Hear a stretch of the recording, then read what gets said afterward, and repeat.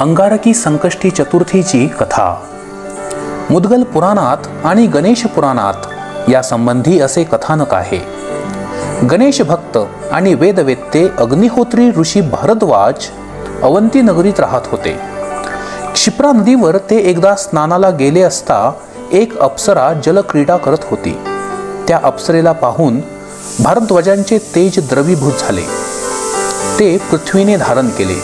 त्यानंतर पृथ्वीला जो पुत्र झाला तो जास्वंदीच्या फुलासारखा लाल होता।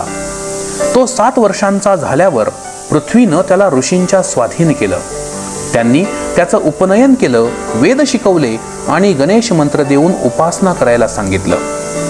त्यानंतर तो मुलगा अरण्यात गेला। त्यानं 1 सहस्त्र वर्ष तप करून गणेशाला प्रसन्न केलं। गणेश प्रसन्न झाले व त्यांनी मुलाला दर्शन देऊन इष्टवर मागण्यास सांगितलं। तो मुलगा म्हणाला, मला स्वर्गात राहून अमृत प्राशन करायचे आहे। माझे नाव त्रैलोक्यात विख्यात व्हावे।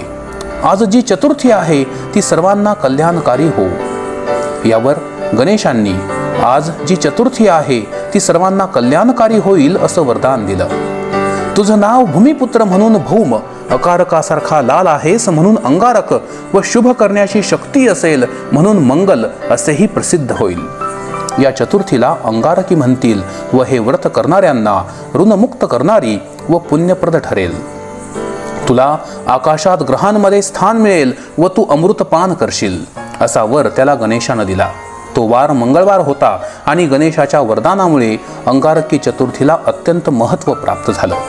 गणेशानं आपल्या परमभक्ताला हे वरदान दिलं की यापुढे भविष्यात येणाऱ्या मंगळवारची संकष्टी चतुर्थी ही तुझ्याच नावाने अर्थात अंगारकी ह्या नावाने ओळखली जाऊन संबंधित उपासकास 21 संकष्टी केल्याची फलप्राप्ती ह्या चतुर्थीमुळे मिळेल आणि तुझ्या ह्या सहस्त्र वर्षांच्या तपश्चर्येचे पुण्य युगानुयुगे त्यांच्याही वाटेला जाऊन त्यांच्या इच्छित मनोकामना नक्की पूर्ण होतील, ते ऋणमुक्त होतील।